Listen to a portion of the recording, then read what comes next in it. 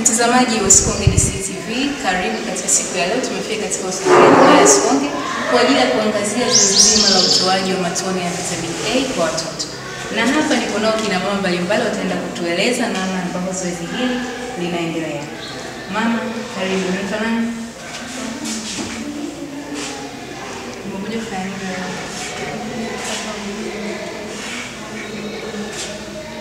Nimefurahishwa na zoezi hili la utoaji huduma kwa watoto kwa ajili ya upataji wa vitamini A.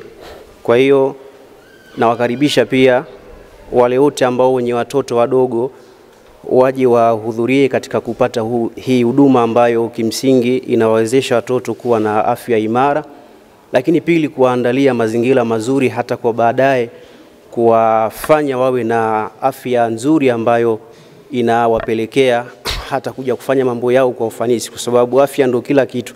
Kama ilivyo wajibu wangu, kwa maana swala la kliniki si la mama tu, isipokuwa sote kama wazazi tunatakiwa tuwajibike kuwaleta wake zetu na kuonyesha ushirikiano, kwa sababu kama swala ujauzito ama swala kuleta mtoto kliniki, ina maana sote tunatakiwa tuwajibike, si swala la mama tu.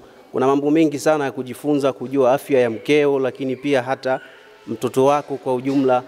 Basi nimeona ni jambo jema nimlete mke wangu kwa ajili ya kuja kushiriki naye, kuweza kumwezesha pia na kumpa nguvu na kuona kwamba hiki kitu ambacho tumekitengeneza si cha kwake peke yake. Hebu tuwasikie wataalamu wanasemaje kuhusu zoezi hili la leo.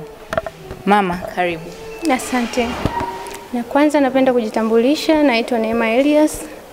Niko muuguzi katika kitengo cha mama na mtoto hospitali ya wilaya Sikonge.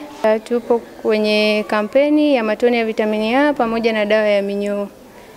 Kampeni hii itachukua mwezi mzima kuanzia tarehe 1 mwezi wa 6 mpaka tarehe 30 mwezi wa 6.